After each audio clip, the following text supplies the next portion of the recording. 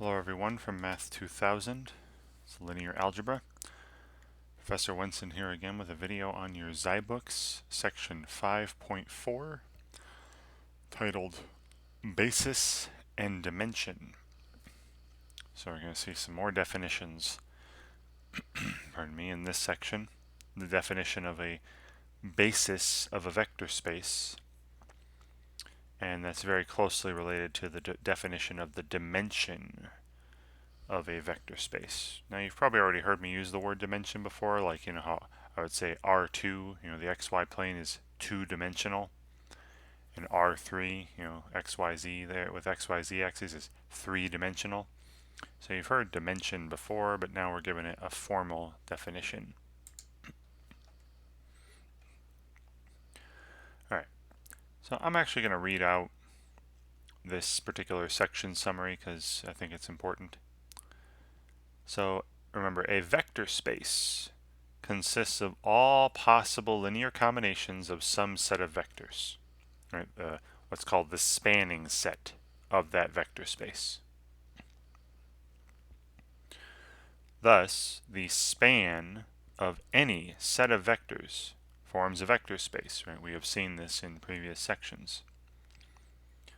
So if a vector in a set is a linear combination of the other vectors in the set, right, if they're dependent, then the spanning set can be formed without those vectors. And remember, we saw this in section 5.3.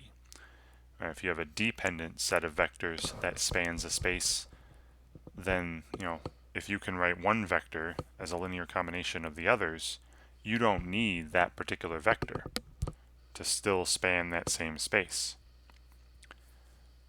So this section introduces a procedure to find the minimum number of independent vectors that will generate a given space, a given vector space.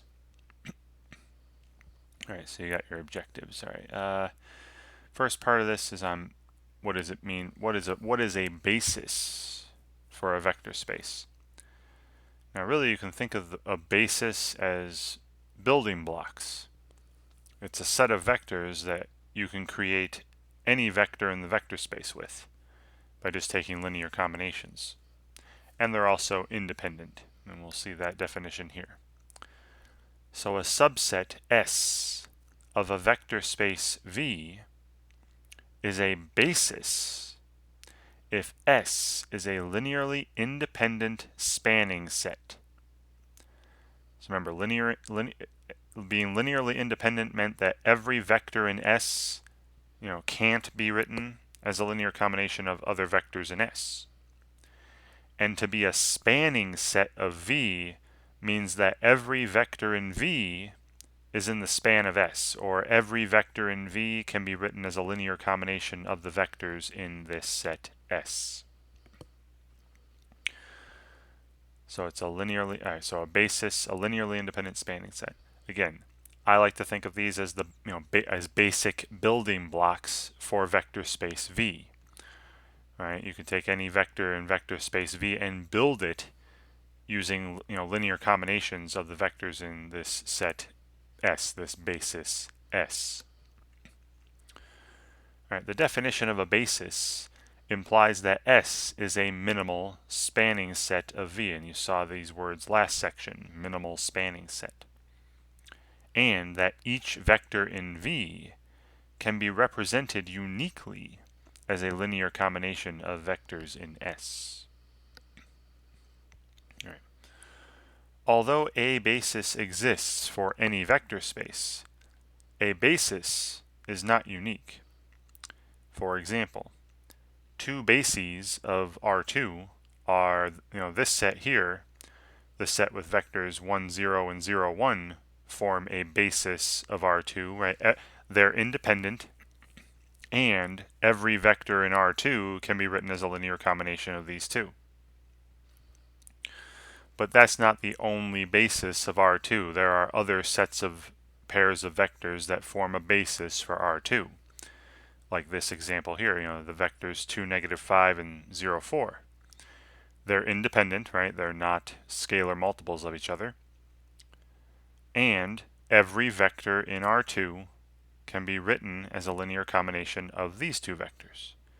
Okay, so a basis for a particular vector space is not unique. It's not the only one you could possibly see. All right. All right. A common basis for a vector space is called the standard basis. So the standard basis of Rn, right, n-dimensional Euclidean vector space, is denoted by this like fancy E, almost like a capital epsilon thing. It's not really epsilon, but sub n. And it's the set that contains the vectors, ei, e1, e2, e3, all the way up to en, where ei is the vector with 1 in the ith component and 0 everywhere else. So, for instance, this basis here that I just put the box around with 1, 0, and 0, 1, this would be vector e1 because you got 1 in the first component and 0 everywhere else.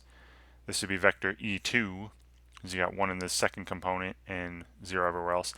And this would be the basis, this little the capital E2. This would be the standard basis, the common basis for R2. And then this set here, would be an uncommon or a non-standard basis, but still a basis for R2. All right, so the basis theorem. So some important statements involving the concept of a basis. All right, so suppose S is a set with, k vectors, v1, v2, v3, all the way up to vk. And suppose these vectors are vectors from Rn, right? So each of these vectors has n components. Then the following statements are true. So number 1, if k is less than n, so if the number of vectors is less than the number of components that each vector has, then the set of vectors will not span Rn. All right, so that means that there will be vectors in Rn that cannot be written as a linear combination of the vectors in S, v1 through vk. Now number 2 is something you saw last section, in section 5.3. If k is greater than n, right, so if the number of vectors is greater than the number of components each vector has, then the set is linearly dependent. Right, again, we saw number 2 in section 5.3. And if k equals n, right, so if the number of vectors is the same as the number of components that each vector has, then the following statements are equivalent. Now remember what it means for statements to be equivalent. It means when one is true, all of them are true, and when one is false, all of them are false. Right? They all have the same truth value. So if the number of vectors in your set is the same as the number of components in each vector, then all these are equivalent statements. So S is a basis for Rn. S spans Rn, right? That means that every vector in Rn can be written as a linear combination of the vectors in S. And S is linearly independent, right? So every vector in S, can't be written as a linear combination of other vectors in S. All 3 of these will be true, or all 3 of these will be false if k is equal to n. All right, so let's keep all this in mind. All right, so the theorem above provides a method to determine whether a set is a basis. Right? So let S be a set of vectors, again v1 through vk from Rn, and A be the n by k matrix formed when those vectors from S are columns. So S is not a spanning set of Rn if an echelon form of A has 0 rows, which is always the case when k is less than n. All right, so if you put this matrix A into echelon form or reduced echelon form, and there's an entire row of zeros, that means there's going to be a vector in Rn that is not a linear combination of the vectors in S. All right, so S does not span Rn. And we saw that back in section, I think, 5.2 about span and spanning sets. And S is linearly dependent when non-pivot columns exist in an echelon form of A, which is always the case when K is greater than N. All right, so if you, again, take this matrix A, put it into echelon form or reduced echelon form, if any of the columns are not pivot columns, that would mean that certain vectors could be written as linear combinations of other vectors. That would mean that the set of vectors is dependent. And if all the columns are pivot columns, then the vectors are independent. All right. So I'll take you through this animation here. So for instance, the columns of a matrix in echelon form that has non-pivot columns and 0 rows are neither a spanning set nor linearly independent. So if you see a row full of zeros, the set of vectors you started with will not span the vector space in question. And if you see any non-pivot columns, like you see in here, column 3, column 5, in this echelon form, column 3 and 5 are not pivot columns. So that would mean the set of vectors you started with are not independent, they're dependent. And in order for a set of vectors to be a basis for a vector space, they have to span that vector space and be independent. Right? So you're looking out for stuff like this.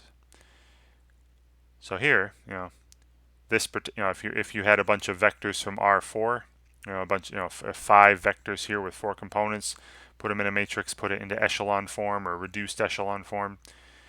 See how there aren't any rows of zeros, right? None of the rows are fully made of zeros. So the vectors would span R4. See, columns span R4. Every vector in R4 could be written as a linear combination of these 5, or the 5 vectors you started with. But there is another column here that's not a pivot column.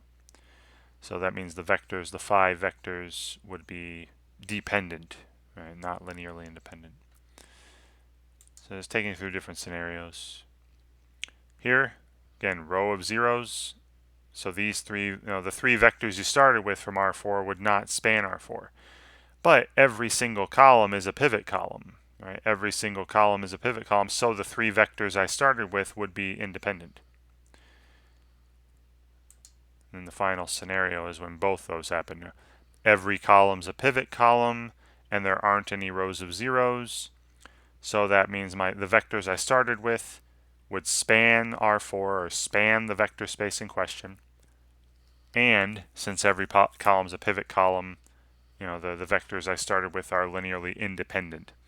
And if both of these are happening, it's a spanning set for the vector space and the set is independent, then our original set of vectors would be considered a basis for the vector space. All right, so let's look at an example here. Now, they're asking us to determine whether each set is a basis for R3. So that means that, is every vector in R3 a linear combination of these, and are they independent? All right, well, again, you can going back to this basis theorem, all right, you can very easily tell, if the number of vectors is not the same as the number of components, like statements 1 and 2 here, very easy to tell. You don't have a basis because it doesn't span Rn, or the set of vectors wouldn't be linearly independent. So here, you have 2 vectors but 3 components. The number of vectors is smaller than the number of components. So this particular set of vectors would not span R3. There would be some vectors in R3 that you could not form with these 2 vectors. So this is not a basis and not span. This set of vectors, again, you have 4 vectors with 3 components, 4 vectors from R3. The number of vectors is greater than the number of components, so these vectors cannot be independent. One of these, at least one of these, could be written as a linear combination of the others. So again, very easy to tell, not a basis. All right, now this one, all right, when the number of vectors is equal to the number of components, then you have to do a little more, right? Because that's that third scenario here. When the k equals n, then all 3 of these statements could be true, or all 3 of these statements could be false. Right, they're equivalent.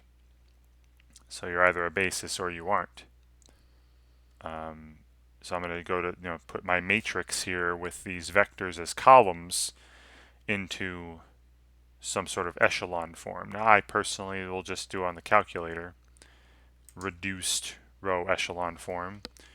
So I'll enter a matrix, second matrix, over to edit. I'll make a there's 3 vectors there with 3 components each. So I'll make a 3 by 3 matrix. And all the first components will go along the top row, 0, 1, 0. Then the second components in order in the second row, 1, 2, 1. And all the third components in the third row, 0, 0, and 1. And I'll get out of here, put this into reduce. Again, you can do it by hand, but that's not the important part anymore. We're past that chapter where you're expected to do this by hand, put things into echelon form or reduced echelon form. So I'll go reduced row echelon form, matrix A, and look at that. All right, first of all, none of the rows are zeros, right? Are fully 0 rows. This row has a 1, this row has a 1, this row has a 1. So none of the rows are 0 rows. That means that this set of 3 vectors spans R3. Every vector in R3 can be written as a linear combination of these 3 vectors. Additionally, each column has a pivot. All 3 columns have pivots, so there's no non-pivot columns. That tells me that all 3 of these vectors are independent. Right. So this is a basis for R3. This is a basis for R3.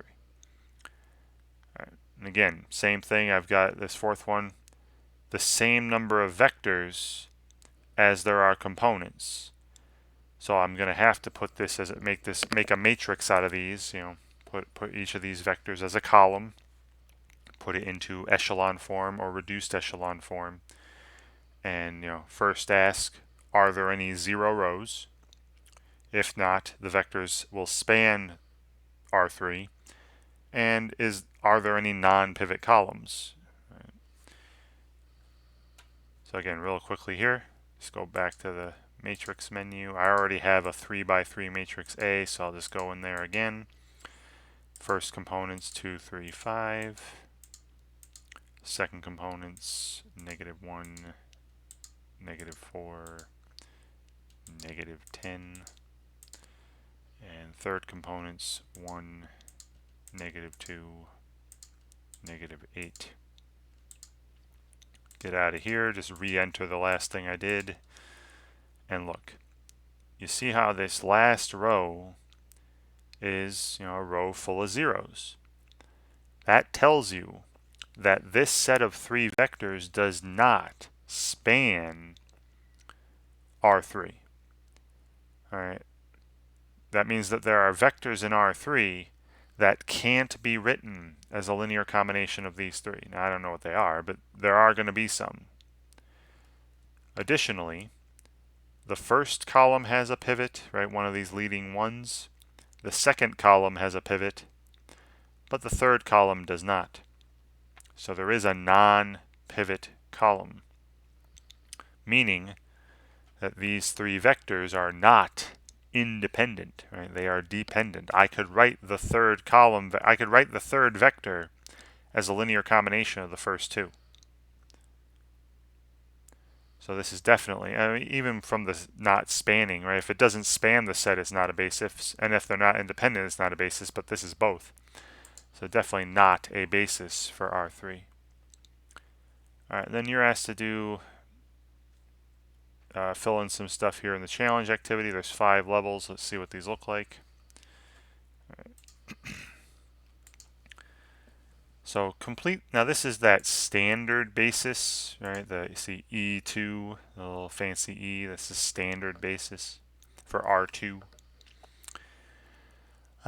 Remember, the vectors are E1, which has a 1 in the first component and 0 in everywhere else, and then E2, little e number 2, with 1 in the second component and 0 everywhere else. So the vectors 1, 0, and 0, 1 would form a standard basis for R2.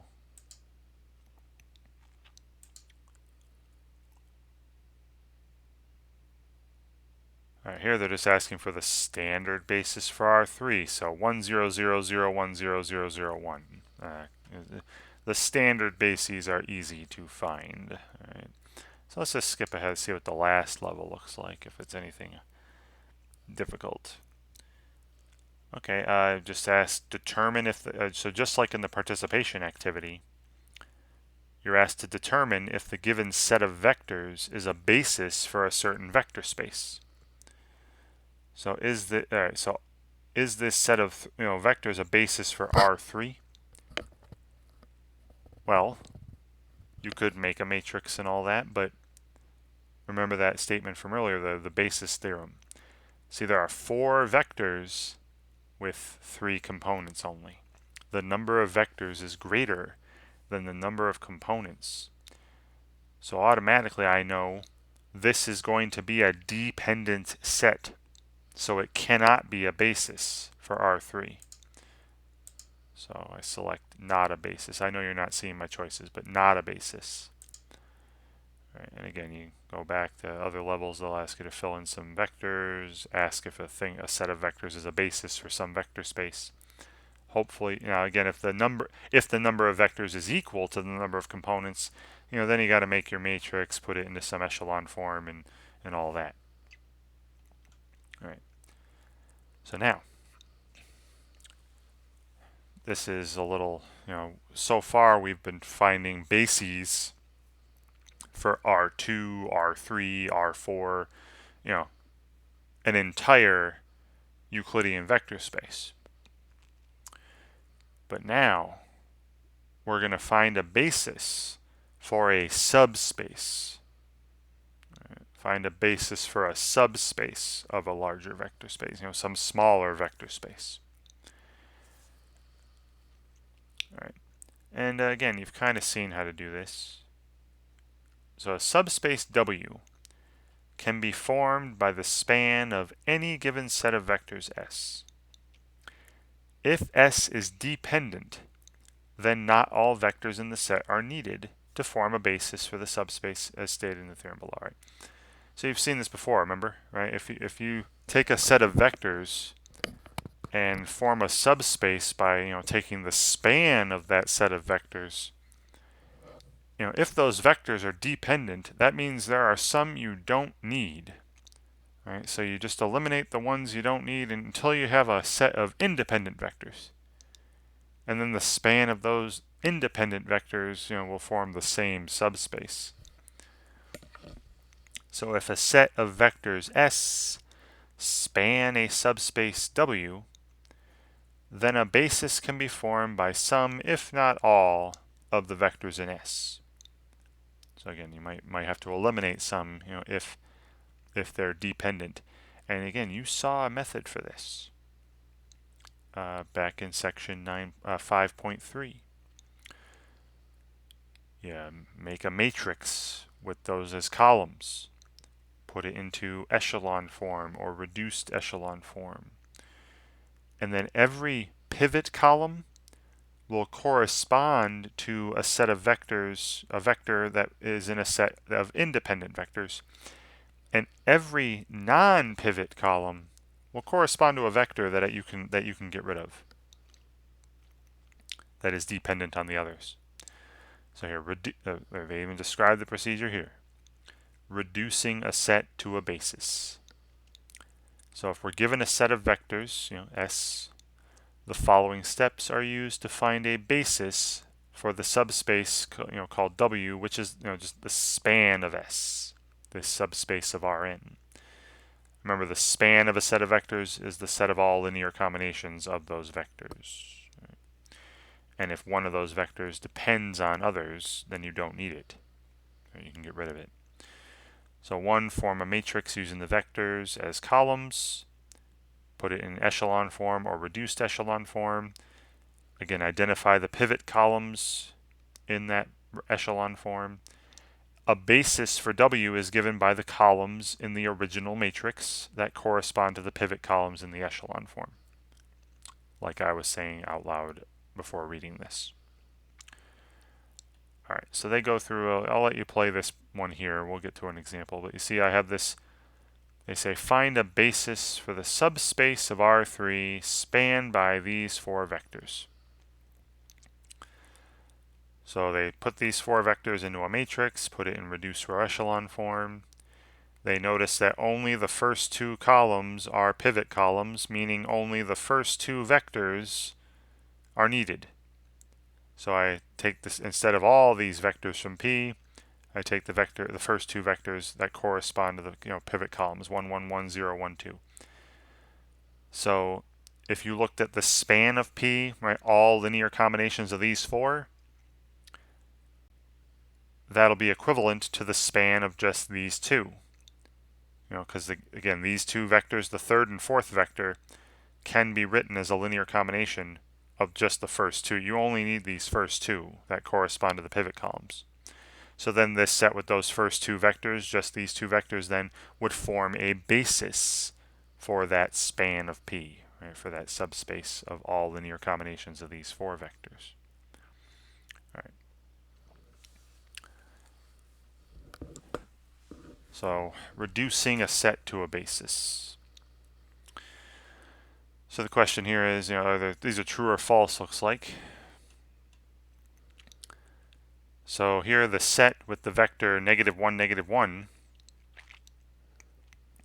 is a basis for the subspace of R2 spanned by these three vectors. And that's true. All right, again, now there's only three vectors. There's only two rows. So like putting this into row echelon form or reduced row echelon form be very simple. I hope you can see that the first row and second row are the same if you put this as a matrix. So I just take the opposite of the first row, add it to the second row, and that's all zeros now. And then multiply the first row by -1 to make that a leading 1. So your reduced row echelon form would be 1, -2, -4, and then 0, 0, 0. And the only pivot column would be the first column. The only column with one of those leading ones. And so the first column in the set, back in the original set, -1, 1 here, would form a basis for the subspace spanned by this set of three vectors. Right? Every linear combination of these three vectors is really just a multiple of this one vector. Right? And you can hopefully see that, 2, 2 is just, -2 times this vector. 4, 4 is just -4 times this vector. These two vectors, 2, 2, and 4, 4, are just scalar multiples of that first one, so I don't need them. So that's why. So this is true.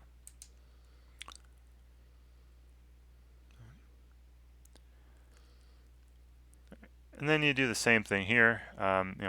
Is this true or false? All right, so I'll set this up. I'll go to the calculator, right, just to save some time. If you were to look at the subspace of R3 that's spanned by these four vectors, are these three vectors forming a basis for that space? So basically, can every linear combination of these four vectors just be written as a linear combination of these three? So I take this set of four vectors, we're looking at the span of this set of four vectors. And I'll make a little matrix out of them, right? A 3 by 4 matrix, right? There's 4 rows, 3 columns, 4 vectors with 3 components each. So it's going to be actually a 3 by 4, maybe 3 rows, 4 columns. Sorry, 3 rows, 4 columns. So I'll go make a matrix, 3 by 4. And all the first components there are for that set are 1, 2, 0, -1. And I'll just come back when I've entered them and found reduced row echelon form. Okay, so I entered those, a matrix with these 4 vectors as columns, put it into reduced row echelon form on my calculator, and we're seeing here that the first column is a pivot column, and the only other column with one of these leading ones is the third column. So that means the second vector and the fourth vector are not needed. So this vector, so the only vector, so the vectors that would form a basis for the space spanned by these 4 vectors are 1, -3, and 2, and 0, 2, 1. That's it. Just the first and the third vectors would be necessary to form a basis. So a two vector basis, not a 3. So this is false. And again, they say, so I would only need the first and the third vector to form a basis for the space spanned by these 4. All right, I'll leave this last one to you. All right. Now, so far we've seen, so far we've talked about reducing a set of vectors to a basis, right? Getting rid of vectors that depend on other ones, right? Getting rid of the ones that are unnecessary that correspond to those non-pivot columns. Well, what about extending a basis? What if I have too few vectors to form a basis and want to add some more so that we actually do get a basis, right? Because you might have some independent vectors, but they might not span the space. So you need to add some more. Throw on some more independent vectors so that you have enough to span the vector space in question. All right, so if S is linearly independent, but contains fewer vectors than components of each vector, then additional vectors are needed to form a basis for W, as stated in the theorem below. So any linearly independent set, with k less than n, right, the number of vectors is less than the number of components, from a vector space Rn can be extended to form a basis for Rn. Right, so this is about forming a basis for the entire space Rn. Right, and then here's how. So given a linearly independent set of vectors S from Rn, the following steps are used to find a basis for all of Rn, right? Some set that's a basis for the entire Euclidean vector space Rn. So first, again, form a matrix using the vectors of S as columns, but then you're going to add some more.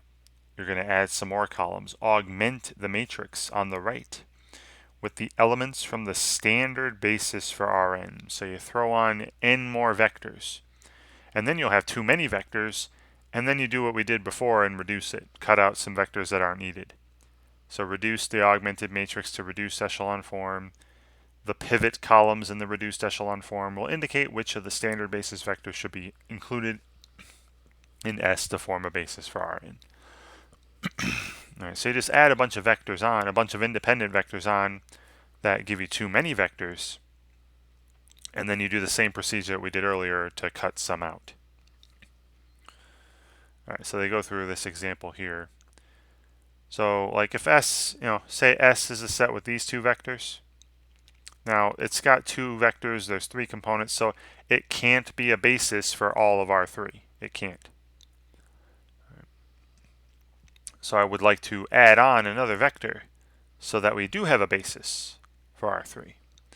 So you see what they did? They first column, first vector, second column, second vector, and then they add on the standard basis for R3, which would be 1, 0, 0, 0, 1, 0, 0, 0, 1.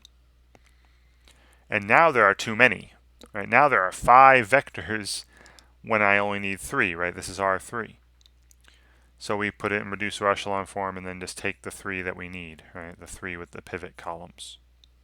So the first vector, the second vector, and the third vector, which here is 1, 0, 0, right? The third column is a pivot column, so the third column in the original matrix I'm taken as part of my basis. Okay. So let's do that here. Here they're just asking which set containing the vector -1, 4, 0 forms a basis for R3. So this one can't. There's too few vectors. So it's either this one or this one. And it can't be this second one because look, 0, 1, 0 and 0, 3, 0 aren't independent. You know, you can multiply 0, 1, 0 by 3 and get this one. So it's got to be this one here. All right, and again, they took the vector -1, 4, 0, see, added on the basis, the standard basis vectors from R3, put it in reduced echelon form, and then just kept the ones that were corresponding to the pivot columns. All right, this one would be kind of a hairy one. You know, you got 3 vectors here. You want to add on 2 more so that you have a basis for R5, right? And if you want a basis for R5, you need 5 vectors. So you throw on the standard basis for R5. You throw on 1 and 4, 1, 0, 0, 0, 0, 0, 1, 0, 0, 0. There's throw on the 5 standard basis vectors, put it in reduced echelon form, and keep the ones where there are pivot columns. Keep the corresponding columns. So let's see. So again, I would say they're keeping this one because these are some standard basis vectors, right? 1 with 4 zeros here, 1 with 4 zeros, 4 zeros and a 1. This one has too few vectors, right? There need to be 5 vectors to be able to say you can form a basis for R5. And this one, 0, 0, 7, 0, 0 is not a standard basis vector, right? So it's got to be this one.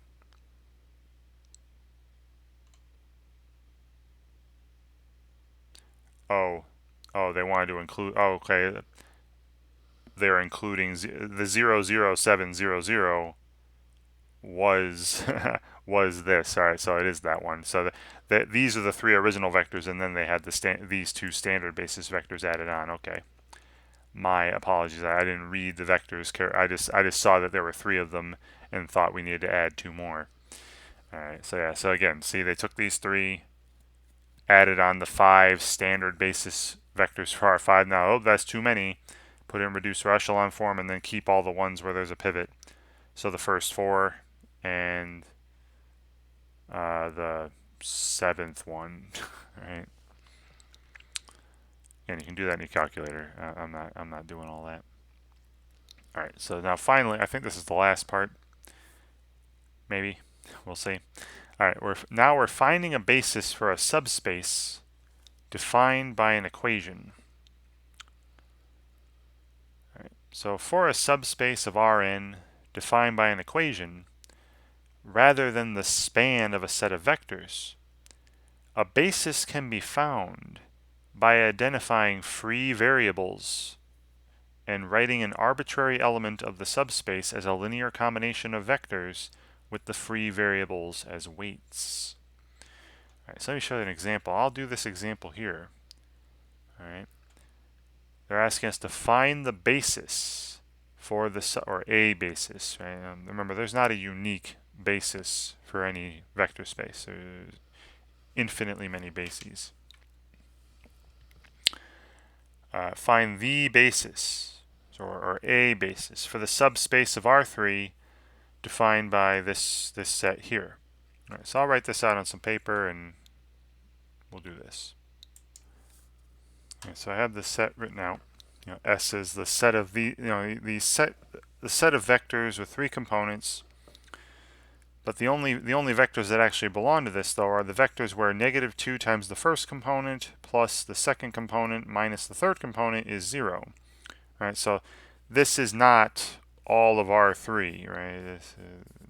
Not every vector belongs to this, but it does have the 0 vector, right? 0 plus 0 plus 0 would be 0. And it would be and you could verify that it's closed under addition, closed under scalar multiplication, and because it's got vectors from R3, it would satisfy the other 8 vector space properties. So this is a vector space, a subspace of R3.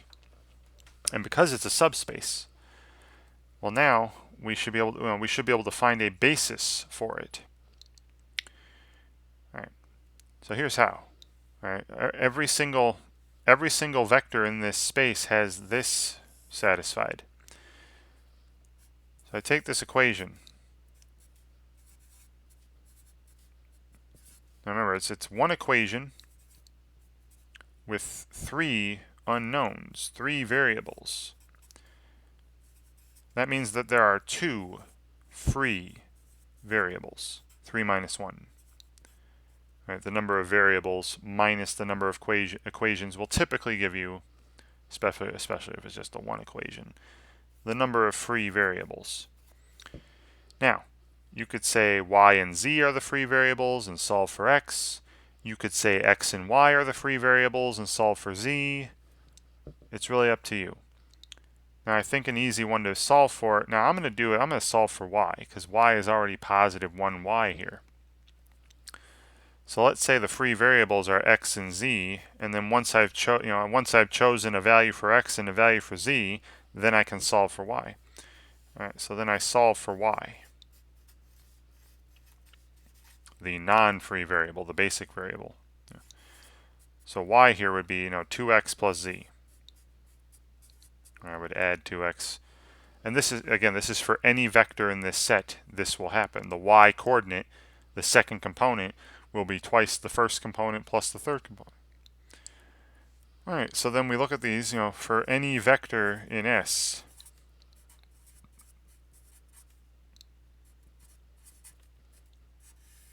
Every vector in S will then look like this. I'm going to replace the basic variable with the expression involving the free variables. So the x component, is free, stays x. I called it free, stay x. The z component, I called that one free as well, stays z. The y wasn't free, and y in terms of the free variables is 2x plus z. And then I can do a little separation here. One with one free variable, there are 2 free variables. So one with x, so this is equivalent to x times, 1, 2, 0, the coefficients of x going down the line there, plus z times, and then the coefficients of z are 0, 1, and 1.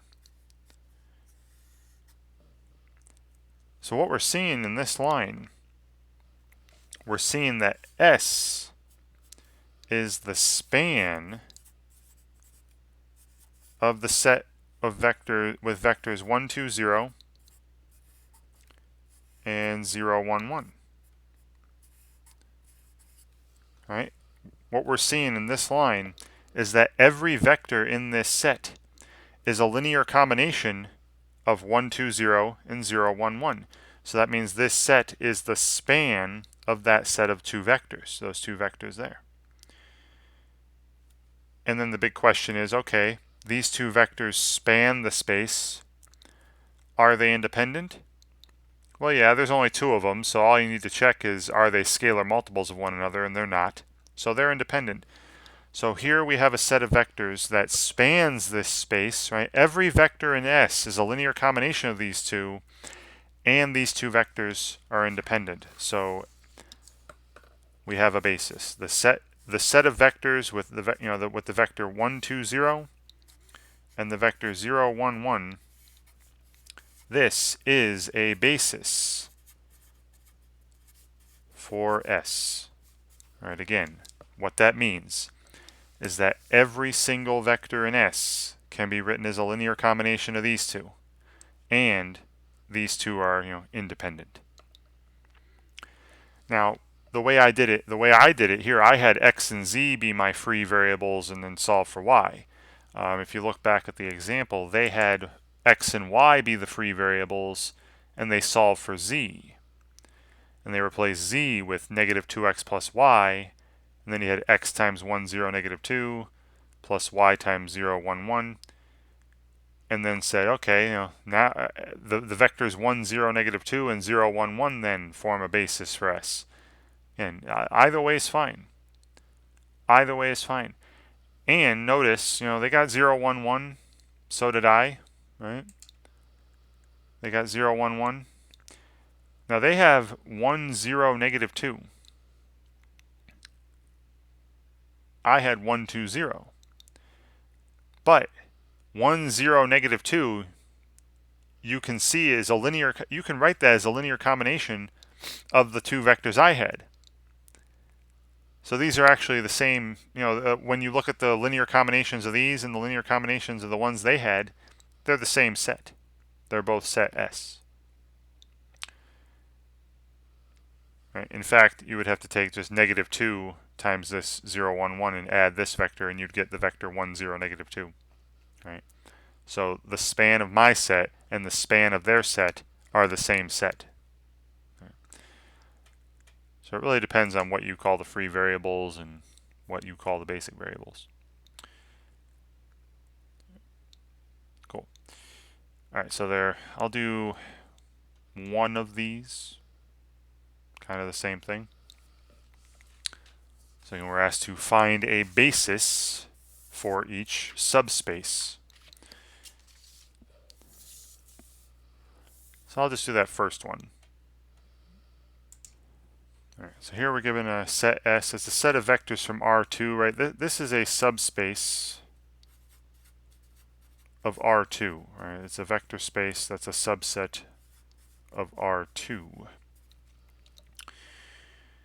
Now, it's not equal to R2, right? Not every vector from R2 is in here, right? The only vectors in here are vectors such that the second component minus 3 times the first component is equal to 0.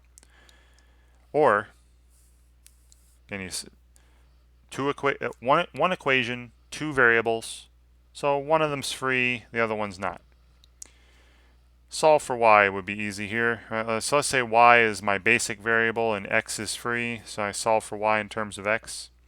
So again, the only vectors that belong in here are ones where the second component is 3 times the first component. All right, and then if you look at any vector in S, what's it going to look like?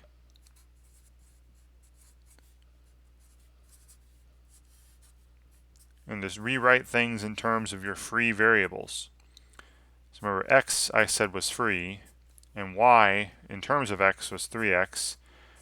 And then there's only one free variable, so there's only going to be a linear combination of one vector here. It's going to be x times the vector 1, 3. So what we're seeing is that S is the span of the set with the vector 1, 3. Right? Every single vector in S is a linear combination of this vector, right? Just a scalar multiple. Right, x times 1, 3. So, this set with the vector 1, 3 in it, that is a basis for S. Right? Every vector in S is a multiple of 1, 3, and obviously it's got just one vector in it, so it's independent. So this is a spanning, linearly independent set of S. Right? So this is a basis for S. Now you could have also solved for x, said x was 1/3 y, and could have had the set with the vector 1/3 comma 1, or 1/3 and 1. Same thing. Really, any set with any scalar multiple of this would be another basis for S. That's all. It's pretty simple, I feel. And notice how the number of free variables, you saw it in the last one. The last one there were 2 free variables, and the basis had 2 vectors. This one had 1 free variable. And again, I called x the free variable here. 1 free variable, and the basis had 1 vector. The number of free variables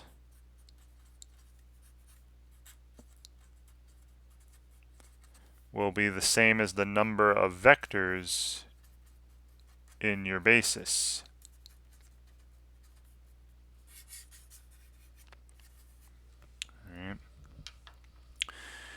Okay.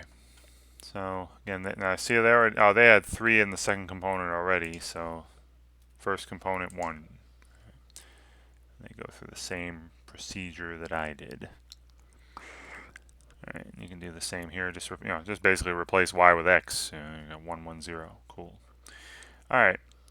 Then I think the final part.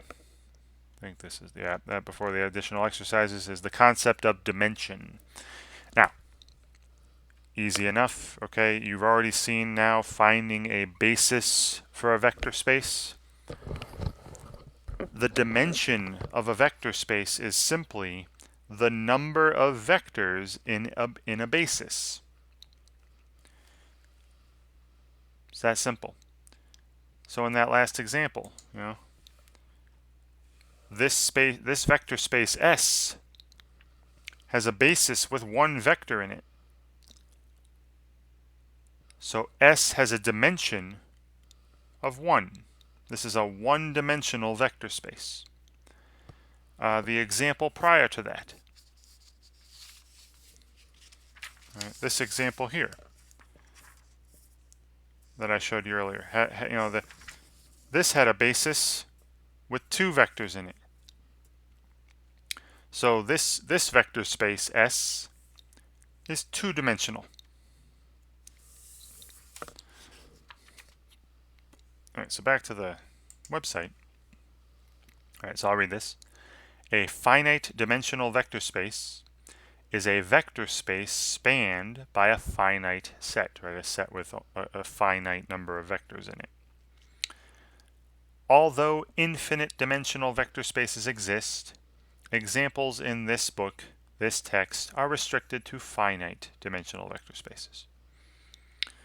The dimension of a vector space V, denoted by dim V, dimension of V, is simply, again, the number of vectors in any basis of W. I think they meant V here. This should be V. The dimension of vector space V is the number of vectors in a basis of V. Right. So again, that W should be a V to be consistent with the earlier part of the sentence. All right, the dimension of the vector space that consists of the 0 vector is defined to be 0.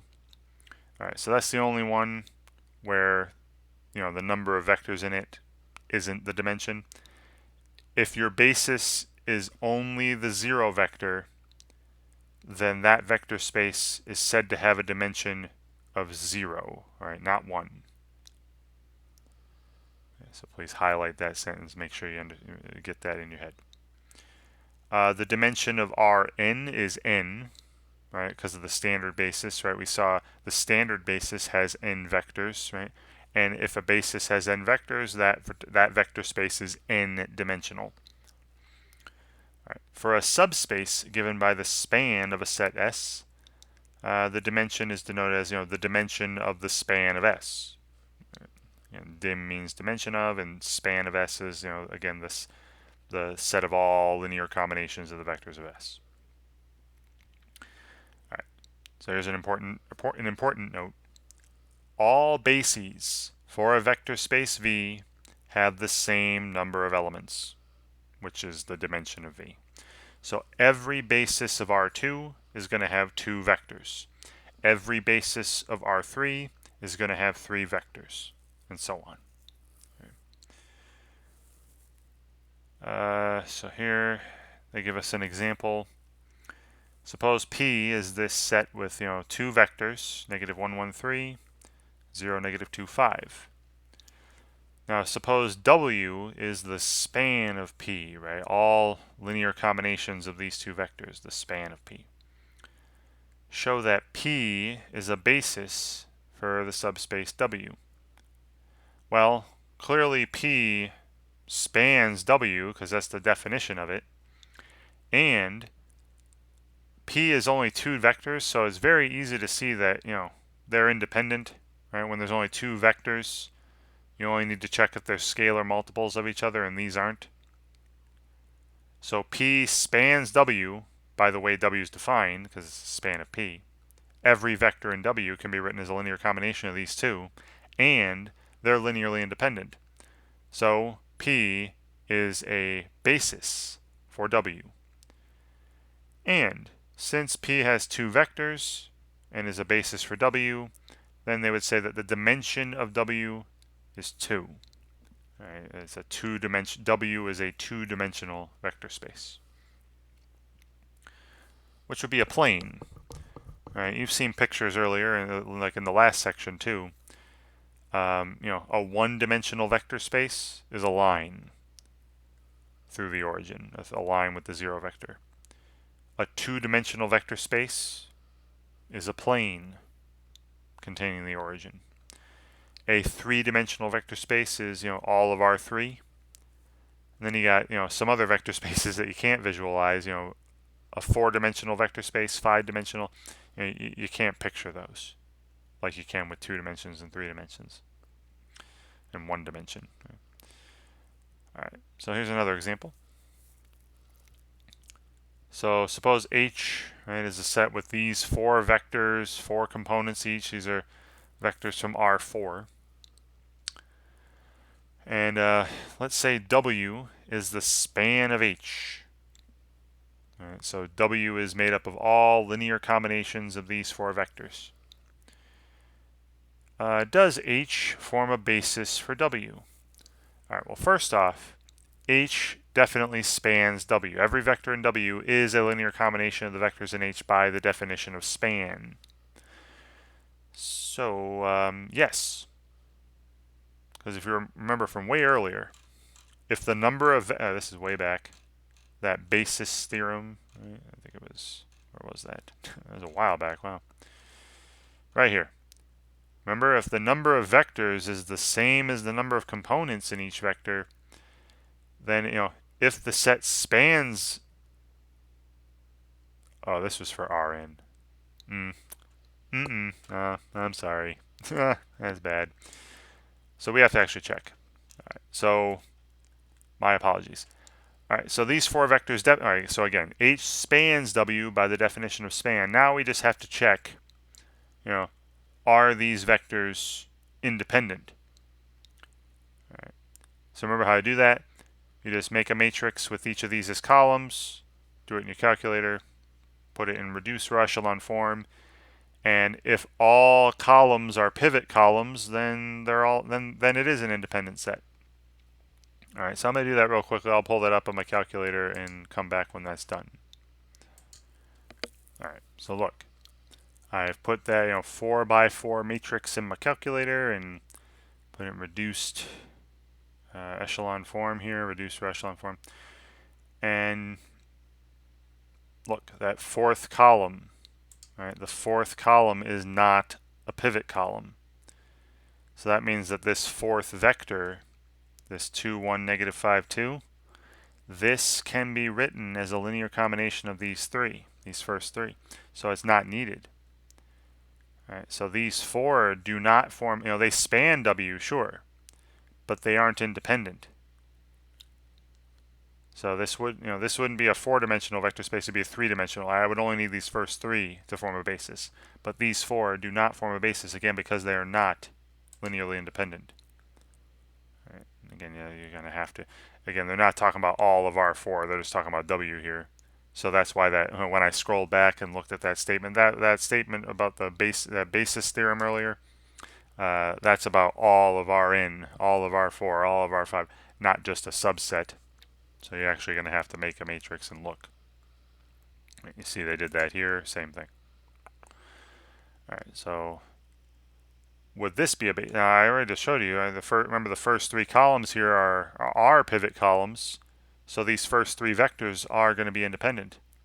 And the span of these 3 will be the same as the span of the 4 because, the 4th one can be written as a linear combination of the first 3. So, and these are the first 3 vectors. Is this a basis for W? Yes, it is. And then what's the dimension of W? Right, there are 3 vectors in a basis for W, so it's a 3-dimensional vector space. Great. All right, then you have your additional exercises. Right, again, some of these are assigned on assignment 8, some are not. I would still recommend, if I were you, to do them all, try them all. The more practice you get, the better you're going to get at this stuff. And of course, you can always view the solutions to check yourself. But please, I say this almost every video. Try to work out the problems first. Try to work on it first. Figure it out before you look at the solutions. Right? Because if you're just copying solutions down, you're not going to learn anything. All right. So that's it for basis and dimension. You're going to hear the words basis and dimension and span and independent and vector space, subspace. You're going to hear all those words a lot for the rest of the course, right? So if you get these concepts down pat right now, I'm telling you, it's going to make it that much easier, hopefully, to understand things later on. You're going to see these words a lot, I promise you. All right. So if you have any questions, of course, please let me know. Send them my way. And thank you very much for watching.